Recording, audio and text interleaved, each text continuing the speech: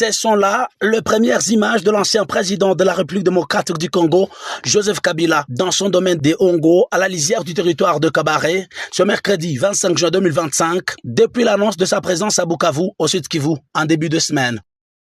Vêtu à l'anglaise, visage grave et rassurant, Joseph Kabila démarre ses consultations avec les forces vives et sociales du Sud Kivu pour dégager des pistes de solutions en vue de sortir le pays de la crise, surtout dans sa partie est.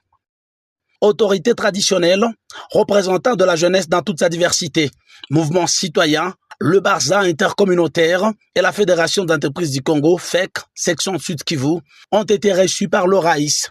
C'est ainsi le second round de cette démarche patriotique débutée à Goma il y a un peu plus d'un mois. La paix, rien que la paix dans l'est de la RDC, c'était le seul point sur la table de Joseph Kabila, qui s'est longuement apaisanti sur ces 12 propositions faites au peuple congolais pour mettre un terme à la crise en résolvant ses causes profondes. Nous sommes satisfaits parce qu'en fait, nous lui avons fait des propositions pour que la paix puisse revenir le plus rapidement possible dans notre pays.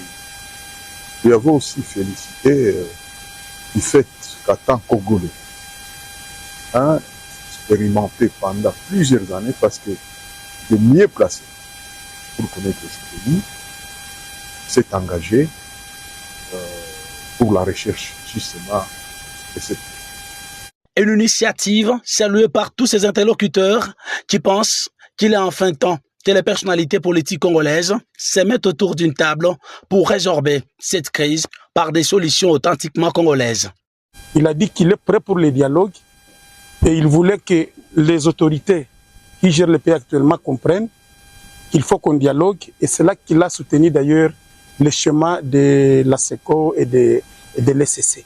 Tout le monde a été d'accord avec sa proposition et il a dit que il fait accompagner cette initiative parce que nous tous nous avons besoin de la paix. Personne ne peut dire qu'il n'a pas besoin de la paix. C'est ainsi qu'il nous a dit que nous-mêmes partout nous passons et que tout le monde qui a même un numéro d'appeler les autorités au niveau national, qu'ils le fassent pourvu que tout le monde comprenne qu'il est temps qu'on fasse la paix. Parce que sans cela, la RDC risque de disparaître. Au pouvoir de 2001 à 2019, Joseph Kabila était parvenu à réunifier le pays, alors divisé, en initiant notamment le dialogue intercongolais de Sun City entre 2002 et 2003.